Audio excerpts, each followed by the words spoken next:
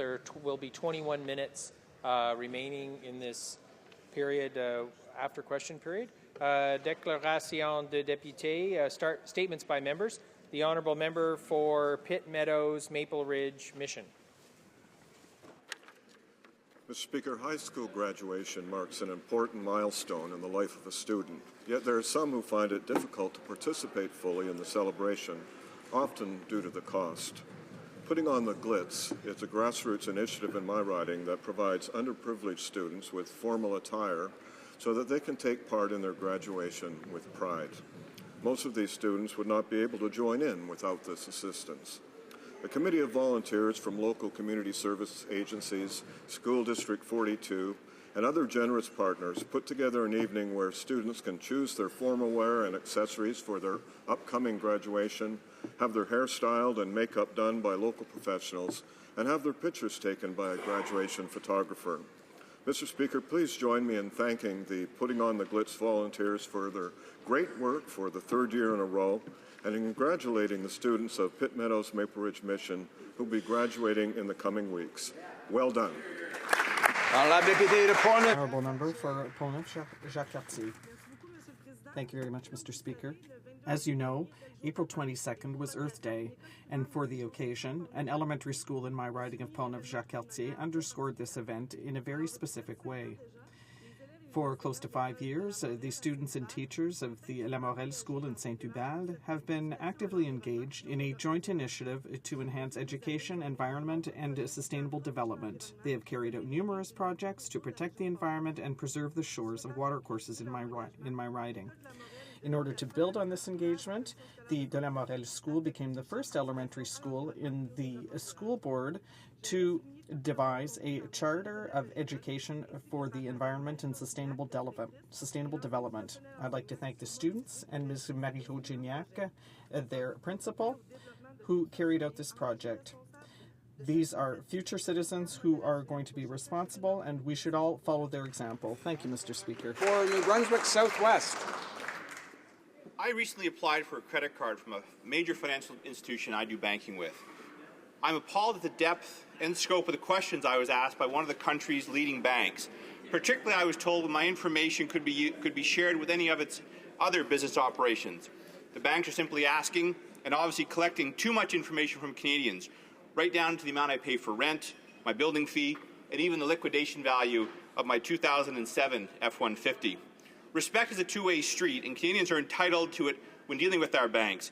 If my treatment is typical, and I certainly hope it is not, then we are not getting that respect. We all have credit trouble at some point in our lives. So what was equally egregious is being told the card's interest rate at 20% rises to 25% if a payment is missed by the due date. When the prime lending rate is at 3%, this is near extortion on working families and makes payday loans look like a giveaway. Thank you. Honourable Member for York West. Mr. Speaker, I am pleased to congratulate the winners of the Herbert H. Carnegie Future Aces Foundation Scholarship and Awards for 2015. Carissa Hufnagel, Tamara Tamwafari, and Lillian Grant are just another example of three extraordinary women from the Jane Finch community who received this prestigious award last Friday night. I had the opportunity to meet with the three young winners and their families, and I was truly impressed. The Future Aces Award is given each year to students who endeavor to respect others regardless of race, language, creed, or color, and it seeks to recognize those who work each day to make a difference for others and for Canada. Carissa, Tamara, and Lillian have set a powerful example for all of us by demonstrating the importance of embracing diversity as both a strength and a societal asset. On behalf of the Liberal Caucus and all members of this House, I congratulate and thank the Herbert H. Carnegie Future Aces Foundation and all of the recipients for their sacrifices and encouragement. You make us all proud. Hear, hear. Député de Lotbinière. Honourable Member for Lotbinière, Chute de la Chaudière. Mr. Speaker, today I would like to honour the State Deputy of the Knights of Columbus in my riding, Mr. Richard Desrochers, who has given visibility to this movement across Quebec since he joined the order in 1991. He quickly gravitated the steps of this council and occupied a number of positions where he put into practice the fraternal and mutual support values by helping out the Fondation de la Maison de la Famille, Aide Alimentaire, and FADOC. In his functions and in his everyday life, he is a true ambassador for family values and for charity. Mr. Desrochers has got married in 1976 to Ms. Suzanne Mercier, who helps him in all his initiatives. He is the father of 3 children and 8 grandchildren.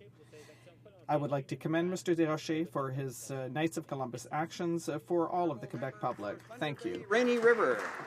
Mr. Speaker, this past weekend it was my distinct honor to be invited to the 69th Military Ball hosted by the officers of the Lake Superior Scottish Regiment and the Garrison Officers' Mess. Let me offer special thanks to Major David Ratz and the entire 2015 Ball Planning Committee for organizing a wonderful evening, with a special mention to the incomparable McGillivray Pipe Band. Canadians might not know that Thunder Bay is known as the City of the Poppy.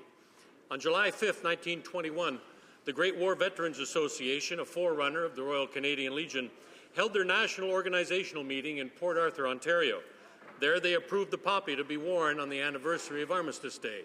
Within a year, all Legion branches across the country wore the poppy as a means of remembrance. Mr. Speaker, thousands of men and women from northwestern Ontario have served in the defence of Canada, lest we forget. Honourable Member for Lambton, Kent, Middlesex. Mr. Speaker, growing up, I was part of 4-H and have some great memories of that time. Today, young 4-H representatives from across Canada have come to visit Parliament Hill and also observe question period. They're the future of Canadian agriculture. Earlier this year, our Agriculture Committee had the opportunity to hear from representatives of the Canadian Young Farmers Forum, many of whom have had the past involvement with 4-H. The knowledge and experience that these young farmers bring to the table is quite incredible.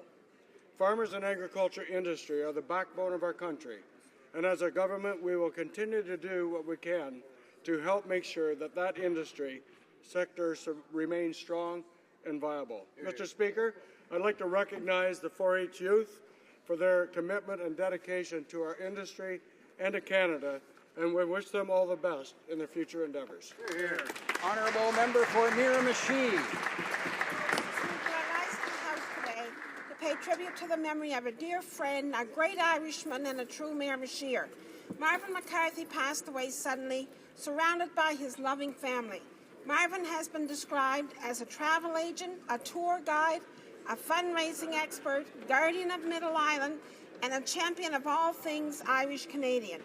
Most importantly, he was a generous Christian, an amazing husband, father, grandfather, son, and brother. Born and raised in Miramichi, Marvin spent his entire life on the river. He fulfilled his life's journey by teaching high school math to countless young people at James M. Hill High School. His spirit and passion for community was shown as he gave tours of Middle Island and imparted many life lessons on the hundreds of athletes he coached and managed. Marvin is remembered by his loving wife, Mary Ann, their children and grandchildren. He will be missed by all who had the pleasure to know him and who have been affected by his generous and passionate spirit. Member for Chambly-Bourduas. Mr. Speaker, 2015 marks the 350th anniversary of the arrival in New France of the very first French regiment, Carignan-Salière. Captain Jacques de Chambly and his soldiers built a wooden fort in 1665, thereby laying the first foundations of our beautiful history. A few months later, on the territory that we know today as the town of Carignan, Fort Sainte-Therese was built by Henri Chastanet de Salière on the shores of the Richelieu River. Paul-Henri Hudon, a president of the History Society of Chambly, said, 350 years ago Chambly was born, a seigneurie, and then 2 parishes that became what we know today, the municipalities of Carignan, Chambly, Richelieu, Saint-Basile-le-Grand, and Saint-Mathias-sur-Richelieu. Mr. Speaker, we have a duty to remember. I urge all my colleagues and my citizens to join me this summer and participate in the festivities to celebrate the... Member for Peace River. Well, thank you, Mr. Speaker. This week, the leader of the NDP called our tax cuts giveaways. On this side of the House, we will never make any apologies for allowing Canadians to keep more of their hard-earned money in their own pockets. And that's why we're cutting taxes for middle-class Canadian families through the family tax cut and the enhanced universal child care benefit. These measures will benefit 100% of Canadian families with kids, leaving every family with more money in their own pockets to spend as they choose. Sadly, Mr. Speaker, the Liberals and the NDP have a different plan. They want higher taxes on Canadian families. They want higher taxes on middle-class seniors. They want higher taxes on middle-class consumers. Mr. Speaker, that is not the right plan, and that's why we're going to continue to cut taxes for Canadian families. The Honourable Member Pontiac. Mr. Speaker, for 9 years, the Conservatives have been doing nothing but turning their back on the people in the Outaouais region. With their unbridled cuts to the public service, they have deprived thousands of workers of a stable revenue and poisoned their work environment.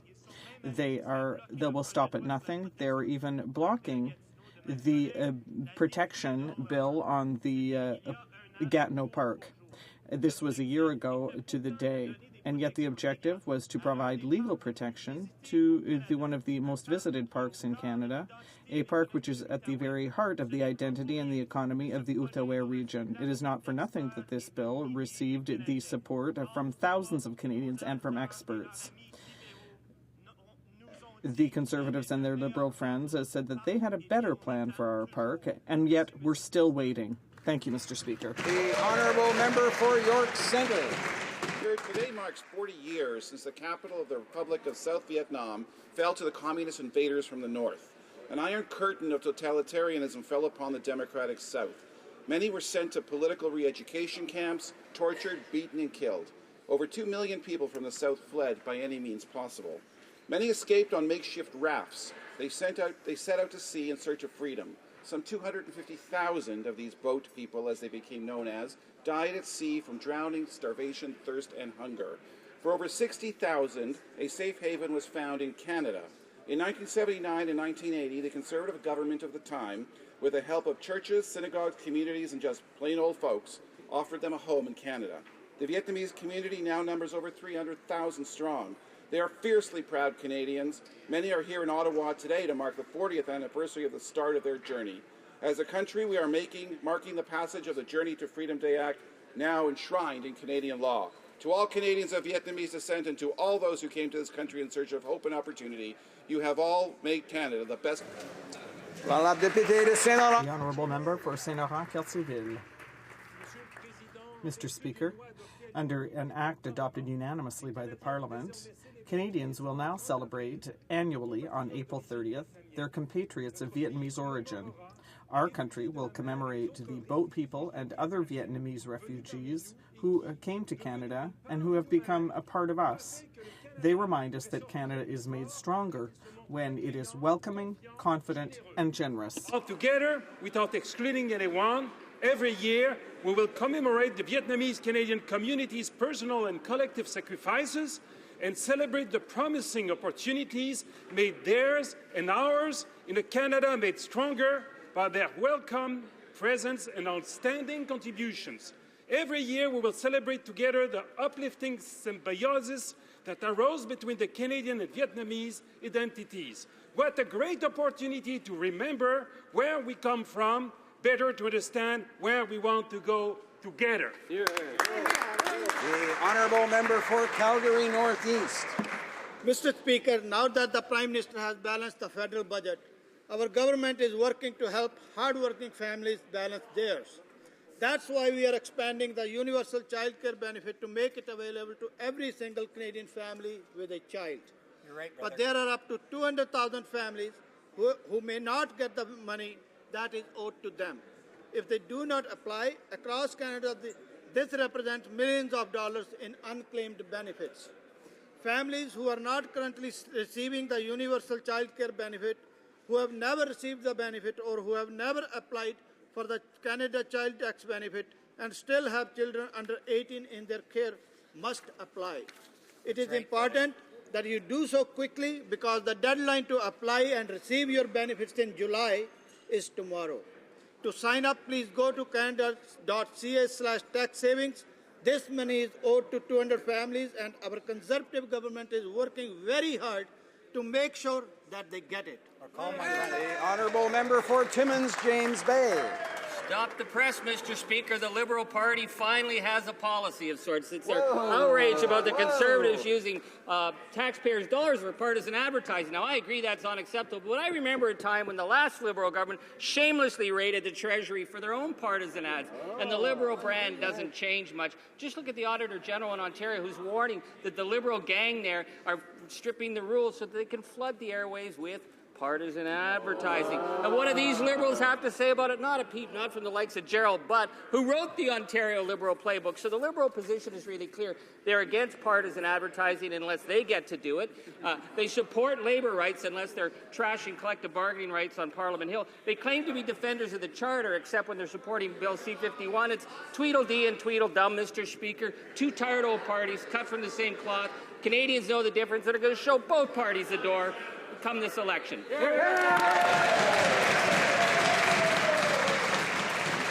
honourable member for Scarborough Centre. Mr. Speaker, unlike the Liberal Party, we have been very clear. We have no intention of legalizing or decriminalizing marijuana. The chiefs of police have also been very clear that they do not support legalizing marijuana. Now that he has joined the Liberal Party, Bill Blair has flip-flopped and now wants to legalize marijuana, which would make it easier for children to smoke pot. Already he puts it on equal footing as alcohol and is already planning to, as he says, tax the thing and control the price. Unlike Mr. Blair and the Liberal Party, we do not intend to compromise on the safety of our youth. These drugs are illegal because they are harmful effects they have on users and on our society. One can only wonder how Mr. Blair can feel comfortable now that he belongs in the same basket as Liberal supporters such as drug-pushing Mark and Jody Emery. Oral questions. Question orale. The honourable member for Burnaby, New Westminster. We are still waiting for an answer from the Prime Minister on the troubling allegations that Mike Duffy himself allegedly raised as to his capacity to be appointed as a senator for the island of Prince Edward Island. And yet the Constitution is clear. A senator must be resident in the province for which he is appointed. So sooner or later an answer has to be given. What did the Prime Minister do when Mike Duffy told him that he was not a resident of Prince Edward Island? What did he say? The Honourable Parliamentary Secretary of the Prime Minister. Speaker, I've already answered that question on a number of occasions, Mr. Speaker, but how disappointed Canadians must be this morning, Mr. Speaker. You know, they work hard, they play by the rules, and yet again they find out that the NDP are using their money callously, Mr. Speaker. Now, Mr. Speaker, 68 of them are accused of illegally using taxpayers' resources for illegal offices. 23 of them for inappropriate mailings. They were forced to pay back $350,000 worth of illegal union donations. They were charged $40,000 for illegal robocalls, Mr. Speaker. And now we find out that working in the Leader of the Opposition's office, using taxpayer resources, is a union member who who's using your money for partisan attack. The honourable member for Burnaby, New Westminster. Conservatives say, let's change the subject. We don't know any Mike Duffy, except that 74 Conservative MPs invited Mike Duffy to their ridings on the taxpayers' dime. They know him all right. He's really at the heart of Conservative scandals and entitlement, Mr. Speaker. Now, the Prime Minister appointed former Senator Mike Duffy. Now we have sources saying that the Prime Minister insisted Duffy represent Prince Edward Island when he knew he wasn't a resident there. Did the Prime Minister's office go to such great lengths to try to bury Duffy's expense scandal because they were trying to protect the Prime Minister? Is that why there's this cover-up? Honourable Parliament Secretary to the Prime Minister. Thank you very much, Mr. Speaker. As I said, the constitutional practice on this has been clear for almost 150 years. But it's also very clear, Mr. Speaker, that the NDP yet again are caught using taxpayer resources inappropriately, Mr. Speaker, to have a member of a union working inside the Leader of the Opposition's office, Mr. Speaker, doing partisan political work at the expense of the taxpayers is completely inappropriate. I hope the Leader of the Opposition will do the right thing, take a step back, and pay the taxpayers back the millions of dollars you owe them. Do the right thing, please. Honourable member for Burnaby, New Westminster. He's confused, Mr. Speaker. We're not talking fake conservative kangaroo courts. We're talking real courts with real judges, and they should know the difference because so many conservatives are before real courts right now.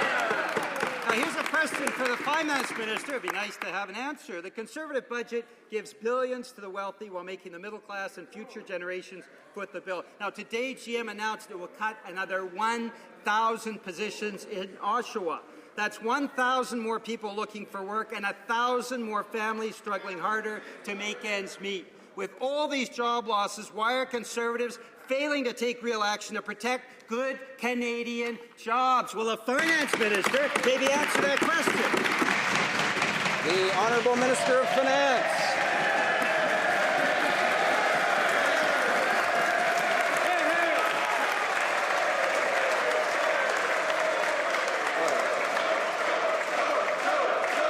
Order. The Honourable Minister of Finance. Mr. Speaker, things are looking good for October, I can tell you. Mr. Speaker, we, of course, are very concerned about the actions taken by the company, and our hearts go out to the people affected by it. We've invested heavily in the automotive industry. We've saved 50,000 jobs, and of course we're providing through our capital cost allowance to manufacturers a significant tax break, and will continue to invest in job-creating companies. The Honourable Member for St. Albert. Mr. Speaker, the Conservative government is a master of the art of illusion. The Minister of Finance likes to boast that he's balanced the budget, but it is a smokescreen that badly conceals the real situation of the Canadian economy that is suffering from the Conservatives' poor decisions. According to the most recent data, manufacturing output is on the decline for the second month in a row, which is worrisome. This reflects a progressive economic slowdown. Does the minister have a plan to halt the decline of manufacturing businesses in Canada? The Honourable Minister of Finance. Mr. Speaker, as I said, we have put forward policies to help manufacturers, and we want to help all companies, small and large, by giving them a tax system that is less punitive than other countries, and we are already more competitive than in the United States. The tax rate is 46% lower than in the States. The Honourable Member for St. Albert. This decrease in manufacturing output means the disappearance of good jobs for Canadian families, but the Conservatives have not proposed anything in their budget to protect these manufacturing sector jobs, nor did they do anything to save the 400,000 jobs that have already disappeared since they came to power. Why does the minister not defend jobs in the manufacturing industry that guarantee an adequate standard of living to many middle-class families? The Honourable Minister of Finance. As I've said, we have advanced job-creating businesses, large and small. We have a lower tax regime than the other countries in the G7, 46% lower than the United States. We've advanced for big companies the accelerated capital cost allowance, and for small companies, which are responsible for 50% of the jobs in the private sector, we're moving the tax rate, which we already brought down to 11%, to 9% over the next several years. This is the most significant tax reduction in 25 years. The Honourable Member for Vancouver Quadra. The Deschamps report on sexual misconduct paints a picture of willful incompetence and complete disregard for our armed forces members. The report speaks of a hostile, sexualized environment, a pervasive culture of misogyny, ongoing instances of abuse and harassment, particularly against women and LGBTQ members. Clearly, the Conservatives have been more focused on budget cuts than on protecting the men and women who serve our country. Why on earth have they been ignoring this national disgrace? The Honourable Parliament Secretary to the Minister of National Defence. Mr. Speaker, we thank Madame Deschamps for her report. We are deeply concerned by the findings of this report. There is absolutely no place for sexual abuse and misconduct within the Canadian Armed Forces, and we support their goal to eliminate this kind of behaviour. We commend the Canadian Armed Forces for undertaking this review and accepting all 10 of its recommendations. We support the Canadian Armed Forces in undertaking a comprehensive action plan to have stronger support for victims, respond more effectively to incidences of inappropriate sexual behaviour, and prevent future occurrences. Honourable member for Vancouver Quadra. According to the report, Canadian Armed Force members routinely suffer from abuse and assault, including rape. The military left victims of sexual assaults and harassments to fend for themselves. Those who speak up are stigmatized as weak. They're called troublemakers. They face retaliation from peers and supervisors, or they're labeled unfit for work. The government had the report for months, yet the budget had not a penny in it to fix this nightmare. They claim they're concerned. Why? Why have they not done anything about it, nor put it in their budget? Honourable Parliament Secretary to the Minister of National Defence. Now, Mr. Speaker, I want to assure this member and entire members of the House of Commons that all allegations that are reported are investigated, and where appropriate, charges are laid and individuals are prosecuted. In response to Madame Deschamps' findings that some individuals don't report crimes, the Canadian Armed Forces is now actively looking at all of these and are changing how complaints are handled and are received. And the Canadian Armed Forces are going to implement best practices such as the Sexual Assault Prevention Office that they do in the United States, which has been seeing considerable success in addressing these issues. Hear, hear. Honourable member for Ottawa South. Mr. Speaker, the report concludes that members of the Canadian Forces are often victims of abuse, sexual assault, and rape, and that the military forgets about its victims. Those speaking out are treated as weak, troublemakers, and face retaliation, or are diagnosed as being unable to work. Why has the government allowed the situation to develop and last? Our troops never abandon us, Mr. Speaker, so why is the government abandoning them? The Honourable Parliamentary Secretary. Mr. Speaker, the Chief of Defence Staff just acknowledged that this is all inappropriate, the sexual behaviour, and he has stood up the strategic response team under the leadership of Major General Christine Whitecross, and they are going to start looking at detailed plans on how to address this and changing the culture and making sure that this problem is addressed effectively, and where there is problems, that there is proper ways to address them and file those complaints outside of the normal processes that are used now. Honourable member for St. John's East. Mr. Speaker, today's report shows a shocking level of sexual misconduct, harassment and assault in the Canadian Armed Forces. Military leadership turning a blind eye to an environment that was rampant with inappropriate and criminal behaviour and failed to support victims when they came forward. Mr. Speaker, this is a matter of fundamental justice for women in our society. Flagrant disregard for women's rights and repeated denial of a systemic problem in the military. Mr. Speaker, why is the government not recognising that profound changes are required and that the military is not capable and has not shown itself to be capable of dealing with sexual assault in its midst? Hear, hear. The Honourable Parliament Secretary to the Minister of National Defence. Mr. Speaker, we've been very clear. The Department of National Defence has been clear. The Chief of Defence Staff and the Canadian Armed Forces have been clear that this is completely unacceptable, what's happened, that these findings are deeply concerning, and that we will continue to move forward to ensure that all 10 recommendations made by Madame Deschamps, a retired Supreme Court Justice, are implemented. And so they're doing that under the leadership of Major General Christine Whitecross to ensure that all the necessary steps are taken and the ways that these sexual complaints can be brought forward, as well as charges, are laid when appropriate. Honourable Member for Portneuf-Jacques-Cartier. An action plan is only a first step, Mr. Speaker.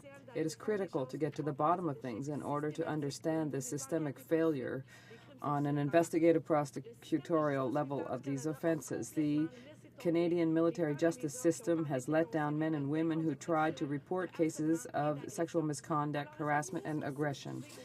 So does the minister understand that the entire system needs to be reviewed, and will he accept all recommendations in the report? As I've already said, Mr. Speaker, Canadian Armed Forces and Chief Defence Staff has accepted all the recommendations. They have stood up the Strategic Response Team under the leadership of Major General Christine Whitecross. They will be bringing forward an entire program on how to deal with it, such as having the Sexual Assault Prevention Office, similar to what they have done in the United States and other allied countries. The honourable member for Davenport. Thank you, Mr. Speaker. Now, when the government buckled to NDP pressure to end pay-to-pay fees, they made sure that their bank buddies were exempted. And it seems like they've used that as a green light to start charging hard-working middle-class Canadians extra fees to pay their mortgage, to make a payment on their credit card, even student loans, Mr. Speaker.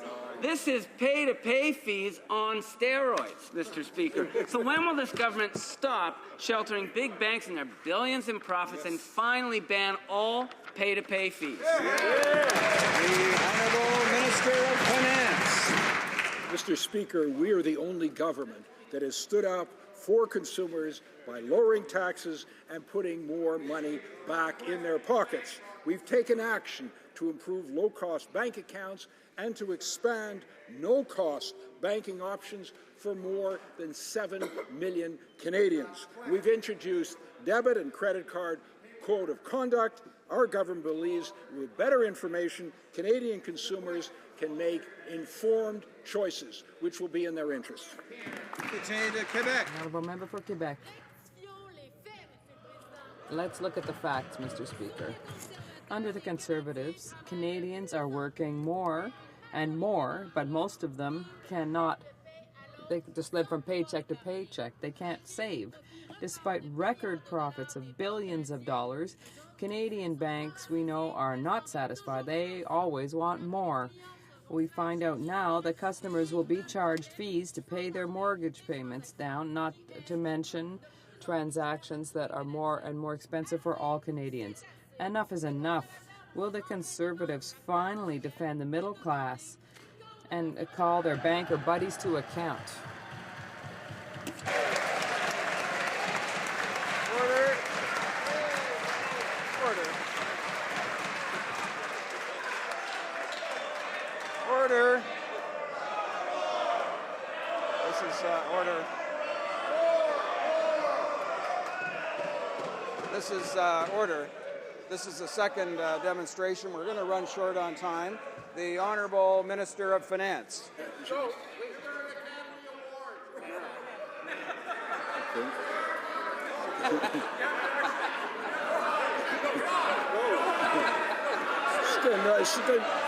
Order. Order. We're going to run out of time. We're just about out of time now, actually. The Honourable Minister of Finance. Les consommateurs. Consumers, more than ever under any other government, we have protected blank clients, and we will help consumers in the future with our credit managing. We're also going to lessen taxes or decrease them. It's the lowest level in 50 years now. That is what is to the benefit of families. Member for Parkdale Hyde Park. Mr. Speaker, we've just learned that 1,000 GM workers in Oshawa will lose their jobs. We know that production in the manufacturing sector has declined in February for the second month in a row. And rather than helping the manufacturing sector, the Conservatives are authorizing a $500 million loan to help Volkswagen create jobs in Mexico. Why are the Conservatives not helping Canadian manufacturers to create jobs here?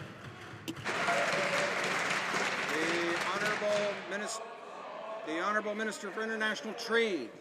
Thank you, Mr. Speaker. In our with the workers and their families in Oshawa during this very difficult time. But the member has it all wrong, Mr. Speaker. This support is about creating new jobs and export opportunities within Canada. This is an interest-bearing loan, not a grant or subsidy. In fact, this loan will actually open the door for Canadian manufacturers to export their products to global companies. Sadly, the opposition parties want to raise taxes. They want to abandon manufacturing. That is something this government will not do. Honourable member for Parkdale. Great budget, 1,000 jobs. Well, clearly the Conservatives have failed to build a balanced economy. Hear, hear. Manufacturing output has slipped for the second month in a row, and workers are paying the price. We've lost more than 400,000 good manufacturing jobs under the Conservatives' watch. And now GM just announced 1,000 jobs will be lost this year in Oshawa. The Conservative response? Give money to a German company to build cars in Mexico. Just where is their auto manufacturing strategy, and when will the Conservatives help the workers and families hit by massive job losses in manufacturing? Honourable member for International Trade. Mr. Speaker, there's no government that has done more for the manufacturing sector than this Conservative government. And the results speak for themselves. The program she refers to, since 2003, financing agreements like this one have generated almost $49 billion worth of business and sales for more than 5,000 Canadian companies. Unlike the opposition parties, we will not abandon our manufacturers, and we will certainly not, like the NDP wants to do, tax them to death. Honourable member for Argenteuil-Pierre-Mirabel. Another 300 workers at Bell Helicopter in Mirabel will be laid off. That's in addition to 1,000 jobs that have been lost in my riding over the last few years. When will the Conservatives understand that they have to put stable funding into the aerospace sector in order to create well-paid jobs in the region of Mirabel and Montreal? The Honourable Minister of State for Science and Technology. Thank you, Mr. Speaker. We are concerned about this news that affects workers and their companies. We understand that the news concerns people working for Bell Helicopter International in Montreal. We are concerned about the private sector. The aerospace sector in Canada is the most innovative in the world. The member for Rimouski. Mr. Speaker, the TFSA contribution limit penalizes Quebec to the tune of at least $100 million a year, according to the Quebec finance minister. He was clear concerning this Conservative measure, saying, "If it was my decision, I would not have done that." Does the minister understand that his measure benefits primarily the wealthiest people and harms Quebec? Will he finally help the middle class and withdraw this measure that only helps the richest Canadians? The Honourable Minister of Finance. Mr. Speaker, the TFSA is an excellent means for Canadians to, they can use it to buy a house or for their children's education, and that's why 11 million Canadians have TFSAs. Most of them are people who have low or middle incomes. 60% of the people who have used the accounts and who put in the maximum amount earned less than $60,000 per year. It's incredible that the Liberals and the NDP would cancel this raise in the contribution limit and that they would make the middle class and seniors lose an opportunity to save. Speaker, I guess we know why the finance minister couldn't answer the question as to how many jobs his budget was going to create. It was the wrong question. The better one was how many jobs was his budget going to destroy here in Canada. The Quebec government is now speaking out against the Conservatives' plan to give billions to the wealthy through a major expansion of the TFSA. They've warned that this scheme will drain provincial budgets by hundreds of millions of dollars and grow to billions as the wealthy hide more and more of their money. Meanwhile, middle-class and working-class Canadians work hard to get by and will have to work even harder to pay for these giveaways to the wealthy. Why are Conservatives forcing working and middle-class Canadians to pay for their trickle-up economics? Honourable Minister of Finance. Mr. Speaker, it's quite remarkable that the opposition doesn't understand that if the private sector keeps the money is not lost. The money goes to investment and savings. Savings for education, savings for retirement, savings for a first home. Here's a little more information for if the facts mean anything to the opposition. Half, Mr. Speaker, of TSA holders earn less than $42,000 a year. 600,000 seniors with income below $60,000 are currently maximizing their TFSA. The honourable member for Kings Hants. Mr. Speaker, new GDP numbers confirm what the Bank of Canada was saying, that Canadian economic growth is atrocious. The fact is, it hasn't grown at all in 2015. In fact, it's shrunken. The manufacturing sector has been hit particularly hard. Its output declined by almost 1% in February, following another month in January. When Canadians needed a plan, the Conservatives delayed presenting a budget. With all the extra time to prepare the budget, Mr. Speaker, why didn't the minister actually present us with a plan for jobs and growth? The Honourable Minister of State for Science and Technology. Well, thanks very much, Mr. Speaker. A few facts for the member opposite and for the House, just to be clear. Both the International Monetary Fund and the OECD are projecting that Canada will have the strongest economic growth in G7 in the years ahead. And in addition to that, for the 7th straight year, Mr. Speaker, the World Economic Forum has ranked Canada's banking system as the soundest in the world. Our net GDP, debt-to-GDP ratio remains amongst the lowest. And Mr. Speaker, organizations like Bloomberg rank Canada as one of the most attractive places in the world to do business. Maybe they should factor that in those questions. Honourable member for Kings Hants. Mr. Speaker, just to clear the record, that question was for the finance minister to answer. Mr. Speaker, today GM has cut 1,000 jobs in Oshawa. Today there are 160,000 fewer jobs for young Canadians than in 2008. The percentage of people unemployed for over a year has doubled since 2008. CIBC says the quality of Canadian jobs is at its lowest in 25 years. With Canada's job market so weak, how can the Conservatives pretend everything's fine? And why are they refusing to present a real plan for jobs and growth? The Honourable Minister for Employment and Social Development. Mr. Speaker, we have a real plan. Tax cuts, trade, and training, which has created 1.2 million net new jobs in Canada. One of those job-creating tax cuts is a reduction in the small business tax rate. We all know small business are the major drivers of job creation. But the Liberal leader announced that he would raise taxes on small business if he ever got the chance. This is the same leader who thinks budgets balance themselves. Small businesses know better. That's why they support our government, our tax cuts, and ultimately they'll be supporting us in the next election. Honourable member for Wascana. Mr. Speaker, the budget notwithstanding, the Canadian economy is in obvious trouble. It shrank in January, worse than first reported. February was flat. Oil and gas have tumbled. Manufacturing was supposed to pick up the slack, but it's dropping too. U.S. growth was supposed to pull Canada along, but that's not happening either. 1,000 more jobs gone today at GM. 35% of Canadian families are carrying debt ratios over 200%.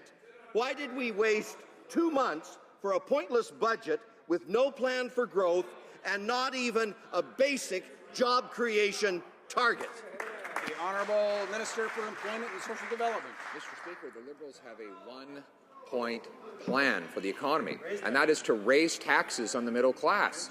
They propose to raise taxes on small businesses, we learned last week from the Liberal leader. Mr. Speaker, Canadians know that the budget does not balance itself. Hard work and discipline balanced our budget, and now we're helping families balance their budget by reducing their taxes, a total of $6,000 in tax savings for the average family of four, Mr. Speaker. We've reduced taxes. The Liberals would raise them. The Honourable Member for London Fanshawe. Mr. Speaker, a new report from HSBC shows that 60% of Canadian seniors will only semi-retire or never retire at all. The reality is that more and more Canadians cannot afford to retire. They've faced decades of income inequality and are consequently saddled with record levels of debt. When will the Conservatives listen to our calls for a national senior strategy and adopt the NDP's plan so that all seniors, the people who built this country, can retire with dignity? The Honourable Minister for Employment and Social Development. Well, Mr. Speaker, let me share one idea that helps seniors with their retirement, and I'll quote, tax-free savings accounts can help you while you work towards your short and long-term financial goals. A TFSA is a flexible, registered savings account. Investment income, including capital gains earned within the account, is not taxed, and withdrawals are tax-free. Mr. Speaker, who said that? This is the NDP member for Ottawa Centre advocating the tax-free savings accounts. Now they say they want to get rid of it. Mr. Speaker, which is it? The Honourable Member for Notre-Dame-de-Grâce-Lachine. Mr. Speaker, these measures just don't help, Mr. Speaker, because the HSBC report is clear. Almost half of Canadians plan to keep working after retirement because they'll still need an income. By raising the age of eligibility for the Guaranteed Income Supplement and OAS to 67, the Conservatives have merely made the situation more difficult. Why doesn't the government actually do something to help Canadians retire with dignity? The Honourable Minister of Employment. Mr. Speaker, tax-free savings accounts can help you reach your financial goals in the short and long term. TFSAs include capital gains. None of these are taxable. Mr. Speaker, that's what the NDP member for Ottawa Centre has said. He is singing the praises of TFSAs, and we agree. The Honourable Member for Rivière-des-Mille-Îles. This will not help seniors. Mr. Speaker, after XL Foods suspended operations in 2012 because of E. coli contamination, other cases were discovered. Last year, U.S. inspectors detected the bacteria in beef exports from the same company. Reports show that E. coli tests are not being done systematically. Will the Conservatives finally own up to the consequences of their cuts to food inspection? Mr. Speaker, there's been absolutely no cuts to food safety. It's quite the opposite. There's actually nearly 40 Canadian Food Inspection Agency inspection staff on the ground in this particular facility alone every single day. Corrective action was taken to deal with some of the issues that happened in 2014 and before, and inspectors have resolved all the issues, and there's no outstanding issues. And in fact, Mr. Speaker, we've even created a team of inspectors to inspect the inspectors to make sure they're doing their jobs, and I'm going to send them in to make sure everything is okay. Honourable Member for Welland. Well, that's reassuring, Mr. Speaker. We have inspectors, but now we don't trust the inspectors, so we'll get inspectors to inspect the inspectors, just in case. But actually it didn't work, because what we do know that Brooks continued to actually put out that plant after 2012. There were still problems. We know that meat was tainted and went to the United States 4 times last year, Mr. Speaker. And yet this government, as much as the minister protests, no, we're not. Yes, you are. Check your own budget document, courtesy of the Minister of Finance, has cut the budget to CFIA. That's in black and white on the page. No mention in this budget about doing anything. So why are Canadians, really simple question, Mr. Speaker, why is this Conservative government abandoning Canadian families to the prospect of being ill because of tainted meat? The Honourable Minister of Health. Order. Let me read to you what Dr. Keith Warner said from the University of Guelph. He's a food safety expert in Canada. He said, the suggestion that meat sold in Canada is unsafe is scaremongering. There you go. And I would ask the member to stop doing exactly that, because, Mr. Speaker, in this plant alone, we have 40 CFIA inspection staff on the ground every single day. They have a rigorous system. The Conference Board of Canada rates our food safety system #1 against all OECD countries, including the United States. They're doing an excellent job. The Honourable Member for Mississauga South. Mr. Speaker, I was pleased to see that 10 men accused of attacking Malala Yousafzai back in 2012 were recently arrested in Pakistan for their barbaric acts. Can the Minister of Citizenship and Immigration please update this House on the situation and Canada's response? The Honourable Minister for Citizenship and Immigration. Thank you, Mr. Speaker. I'd like to thank the hardworking member from Mississauga South for that question and for work on legislation to protect women in Canada and around the world. I'm sure all members will be pleased with this news that the perpetrators of these brutal acts against Malala Yousafzai have been arrested. We hope that they will face the full force of Pakistan's law and that justice will be done. It's precisely because Malala Yousafzai was not silenced by these terrorists that she has become an inspiration to all Canadians. She has become an advocate for girls' education. She's been an advocate for human rights and for freedom. On this side of the House, we are particularly proud to be bestowing upon her honorary Canadian citizenship, and we hope that this process of bringing terrorists to justice in Pakistan. The Honourable Member for Nickel Belt. Mr. Speaker, the Minister of State for Tourism angered French-speaking communities outside Quebec when he said they wanted unlimited funding to meet their needs. Instead of looking down on Francophones outside Quebec, he should be listening to them. He would learn that because of cuts by his government, it has become impossible to provide adequate service in French. And there isn't a word on this in his government's budget. Will the minister ever learn that what French-speaking communities need is support, not scorn? The Honourable Minister of State. Well, thank you, Mr. Speaker. Our government is proud of the concrete actions it's taken to support Canada's tourism industry. And I might mention that the tourism industry in Canada and in Quebec is booming, and 2014 was a record year for destinations across Canada, including Quebec. And in 2015, we're very confident that will continue to grow. Here, here. The Honourable Member for Beauharnois-Salaberry. Mr. Speaker, First Nations communities in my riding are concerned about the impact of Bill C-51, and rightly so. We already know that Aboriginal people, who make up just 4.3% of the Canadian population, represent 23% of federal inmates, and C-51, with its overbreadth, will only exacerbate that overrepresentation.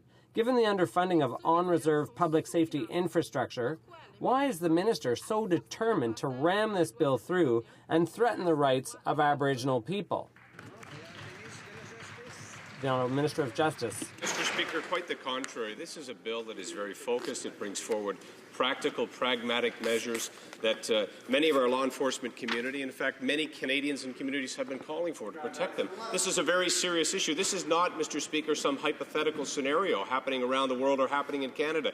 These are measures designed specifically to protect Canadians in their communities, give law enforcement and our investigative services the ability to protect Canadians in practical ways. And, Mr. Speaker, it's clearly stated in the bill, this is not intended to target lawful advocacy, protest, dissent, or artistic expression. This is a bill that goes after terrorists and Canadian support. The Honourable Member for Longueuil-Pierre Boucher. Mr. Speaker, in their budget, the Conservatives want to amend the Copyright Act by extending copyright protection on audio recordings from 50 to 70 years. Songwriters worry that they may not be included in this. Our artists and songwriters are at the wellspring of our music and culture.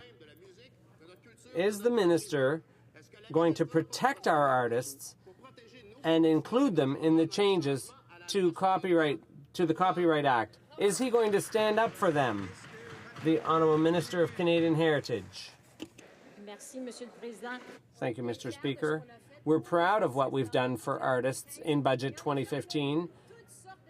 Actually, there have been all kinds of quotes, and if you don't mind, I'd like to read a few of them.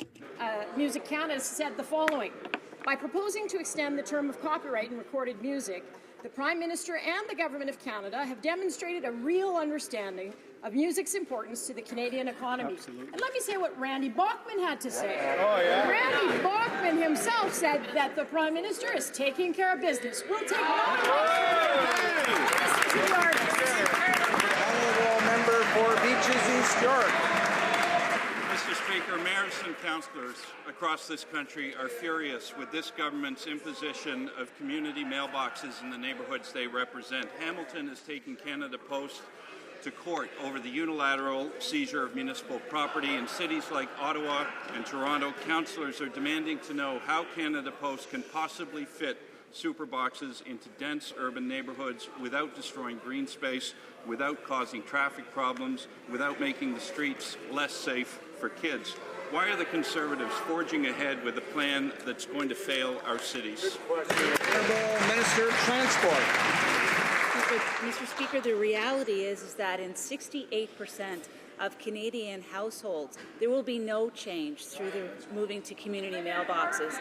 And secondly, Mr. Speaker, the Federation of Canadian Municipalities recognized this too when they overwhelmingly defeated a motion that called on us to reverse Canada Post's direction in moving to community mailboxes. Canada Post has an obligation, Mr. Speaker, to be self-sufficient. This is their plan. They're implementing it, and we expect them to do it in a sensitive way, taking into consideration communities' needs. The Honourable Member for Malpeque. Mr. Speaker, in December 2008, the Prime Minister named 18 people to the Senate. Mike Duffy was appointed from PEI despite the fact that he'd lived in Ontario for more than 40 years. The Prime Minister could have appointed Duffy from Ontario, the province where he resided, but instead he appointed none other than Conservative bagmen and what now appears to be the PMO cover-up artist Irving Gerstein to represent Ontario. Why do the partisan interests of the Conservative Party trump the Canadian Constitution, and why does this Prime Minister think he is above the law? Honourable Parliament Secretary to the Prime Minister. Thank you very much, Mr. Speaker. I've already answered that question with respect to constitutional practice, Mr. Speaker. Having said that, Mr. Speaker, this, of course, is a party that fought tooth and nail when we were trying to bring accountability to the Senate. The Liberal Party tried to make victims out of these senators, Mr. Speaker. We're doing just the opposite, Mr. Speaker. Of course, it was the Liberal Party who appointed someone like disgraced Senator Mac Harb, who owes the Canadian taxpayers $250,000. They also it was Prime Minister Trudeau who appointed, I believe it was a senator for Puerto Vallarta who never sat in the Senate, but was happy to collect his things. I don't recall him doing anything about that. Of course, there was Senator Levine, Mr. Speaker. We're bringing accountability to it. The Honourable Member for Malpeque. This government knows absolutely nothing about accountability, Mr. Speaker, but is the Parliamentary Secretary just afraid to answer the question? Even Nigel Wright told the Prime Minister's lawyer that he, quote, will not communicate the Prime Minister's view that ownership of property equates to residence. Was Wright hiding this information for good reason, because it goes against the Constitution? Isn't it true that Prime Minister wanted Duffy as a senator because he was the golden goose of Conservative fundraising? Why did the Prime Minister violate the Constitution for a Conservative fundraiser, and doing so wrongly? The Honourable Parliament Secretary to the Prime Minister. Yeah, Mr. Speaker, the constitutional practice on this has been clear for almost 150 years. But again, it's awkward when that member asks a question about ethics, Mr. Speaker, when, of course, he was one of the members who was identified as having to return living expenses, Mr. Speaker. So, as I said, I'm not sure why they would have him ask this question. There's other people in the caucus who could ask it. The member for Vancouver Centre, but she's got campaign debts outstanding, so she couldn't ask it. The member, maybe the leader, he could have asked it, but of course he accepted speaking fees when he was a member of Parliament, Mr. Speaker, so he couldn't ask that question, Mr. Speaker. I don't know, when you go down that... The Honourable Member for Surrey North. Thank you, Mr. Speaker. Gang violence in Surrey has reached crisis levels. My community needs urgent action now from this government. But instead, yesterday they stood in this House and patted themselves on the back for a job well done. Well, Mr. Speaker, last night the Minister was backpedaling, doing damage control, but he has still refused to make any concrete commitments. It's unacceptable to me, Mr. Speaker. Surrey needs more resources, including youth gang prevention programs. Will the government start immediately approving the 100 RCMP officers the City of Surrey has requested? The Honourable Parliament Secretary to the Minister of Public Safety. Thank you, Mr. Speaker. When it comes to gang violence, I think the member was here yesterday when I had brought forward the good news that this government actually had invested $2.8 million in crime prevention in Surrey alone. But, Mr. Speaker, having said that, I am very proud of our government's actions in tackling crime. We've actually passed more than 30 tough-on-crime policies, and it is only this government that stands for the protection of all Canadians. I'd like to ask that member, how many of those policies that we passed did he actually vote for? Honourable member for Newton North Delta.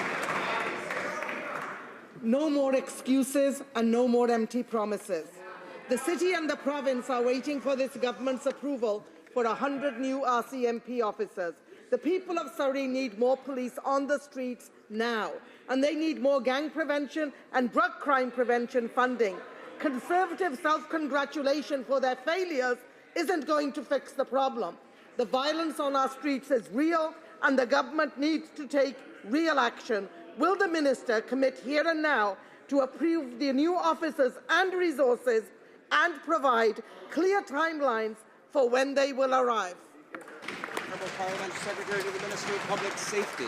Thank you, Mr. Speaker. Of course, our Conservative government has taken strong action to keep British Columbians and all Canadians safe. It's very interesting that they're standing here in the House asking for more resources when, in fact, this government has increased resources for the RCMP 7 times, and 7 times that member who asked that question voted against it. Honourable member for Wild Rose. Mr. Speaker, I've spoken to thousands of hard-working parents in my riding about their child care choices and the cost of raising a family. And they've expressed their strong support for our new family tax cut and enhanced universal child care benefit that will make every single family, including single parents, better off. But they are deeply concerned that the NDP and the Liberals would take that away from them. They would. Can the Minister of State for Social Development please outline how our balanced budget is providing real, tangible support to middle-class families? Hear, hear. The Honourable Minister of State for Social Development. Thank you, Mr. Speaker. Well, the member from Wild Rose is correct. His constituents need to be worried about the NDP and the Liberals, what they would do given the chance. We are giving benefits to every family with children in this country. What the NDP do is insult families when they don't use licensed daycare, which 90% of them don't. We respect what families decide to do in terms of looking after their children. That's why we're giving every family with kids $160 for each child under the age of 6, $60 for every child over the age of 7, because we believe that money belongs to Canadian families, not to bureaucracies, not to unions, not to government coffers. The Honourable Member for Saint-Laurent-Cartierville. Mr. Speaker, the Conservatives' inconsistent handling of the temporary foreign worker program has put a huge spanner in the works.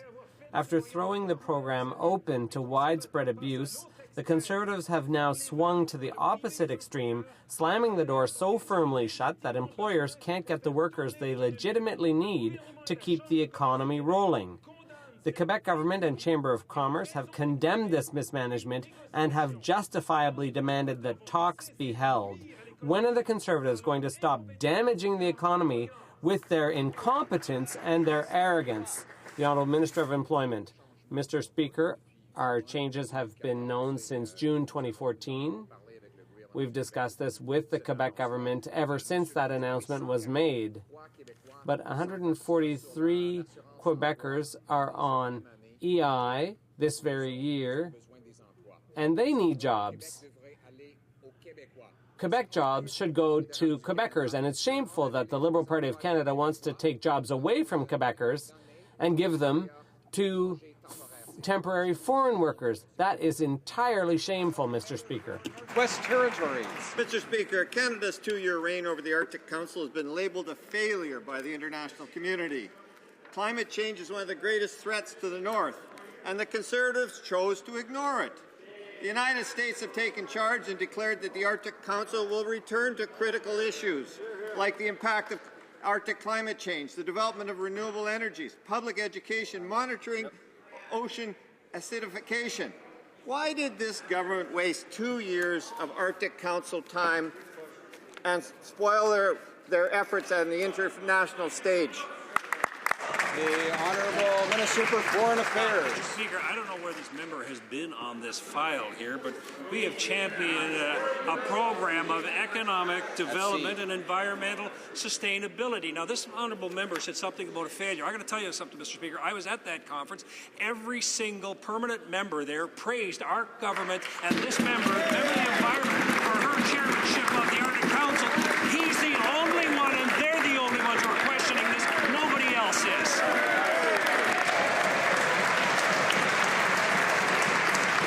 The Honourable Member for Elmwood Transcona.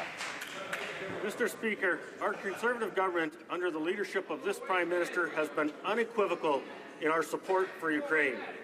Whether it takes 5 months or 50 years, we will never, ever recognize Putin's illegal annexation and occupation of Crimea, which is sovereign Ukrainian territory.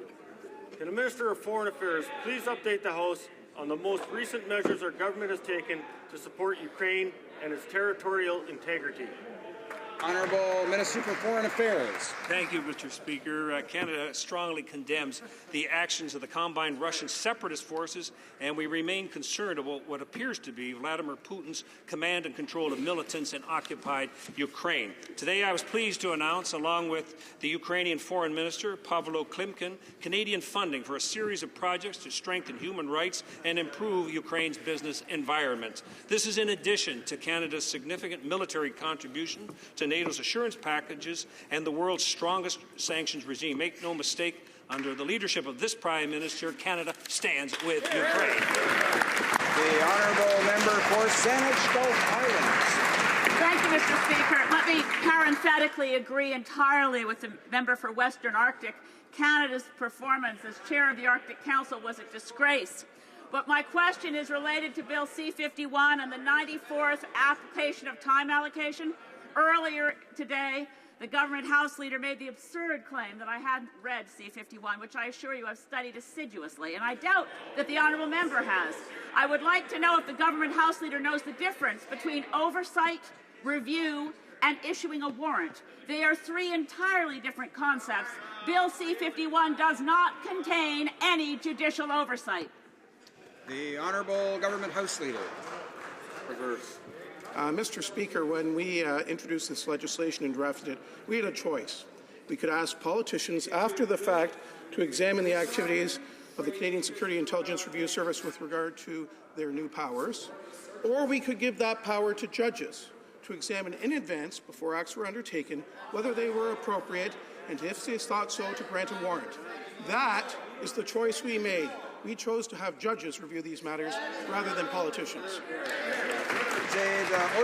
The honourable member for La Mitzmatan-Metapédia. Mr. Speaker, if the employment minister were to look outside, he would see that summer is clearly on our doorstep. It's a critical time for many businesses who need as many workers as they can get, including temporary foreign workers. This morning, Quebec Minister Kathleen Weil was critical of Ottawa's refusal to be sensitive to Quebec's situation and change the program criteria because the current criteria will penalize several employers and industries. Does the minister realize that his failure to revise the program will damage the economy and the very workers he claims to defend? The Honourable Minister of Employment. Mr. Speaker, 143,000 Quebecers are unemployed and have been all year. Employers should be hiring those people, those Quebecers, instead of temporary foreign workers. Quebecers have the right to work in their own province, and we will protect that right by ensuring that employers try to hire Quebecers and not just temporary foreign workers. That will bring question period to an end for today, but I would like to draw to the attention of all honourable members to the upcoming centenary on May 3rd, 2015 of Lieutenant Colonel John McCrae's iconic poem, In Flanders Field. McCrae, a field surgeon in the Canadian Artillery, was in charge of a field hospital during the Second Battle of Ypres in 1915. His friend and former student, Lieutenant Alexis Helmer, was killed in the battle. It was his burial among the poppies that in part inspired the poem first published anonymously in the magazine Punch. Avec le temps, le poème est... The poem has come to symbolize the collective mourning of all Canadians, in remembrance of those who, in the service of their country, have made the ultimate sacrifice for us all. Members may have noticed that the words of McCrae's well-known poem are engraved in English and in French on two of the marble panels that line the walls of the memorial chamber. Cette salle témoin de... This room is a reflection of the country's profound sense of loss following the First World War, and, like the poem, it has come to represent our nation's immeasurable gratitude for all those who have died in service to Canada. I'm pleased to inform all honourable members that the Department of Veterans Affairs has given permission to modify the page-turning schedule of the First World War Book of Remembrance so that the page that bears the name of Lieutenant Colonel John McCrae will be displayed today, April the 30th. I would also like to take this opportunity to acknowledge members of the Clan McCrae who are present today in the gallery.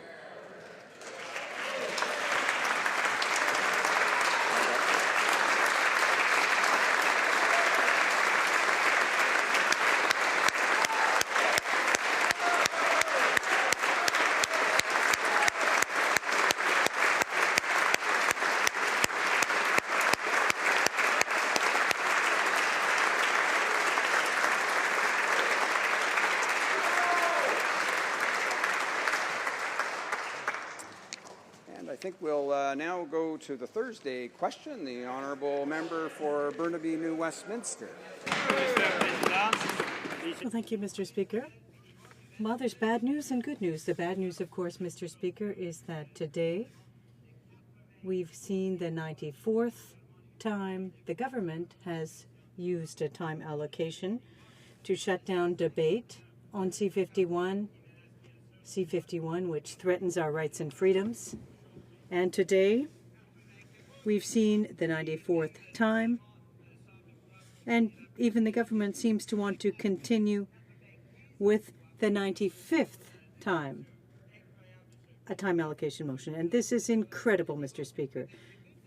Speaker, is that tomorrow's May 1st, and it means that there's only 170 days left in the life of this Conservative government, Mr. Speaker. There's only 30 sitting days. What it means is that the damage that this Conservative government is doing is going to start to be repaired as of October 19th of this year, when an NDP government comes in and starts repairing all that this government has broken over the course of the last few years, Mr. Speaker. So that's good news for Canadians.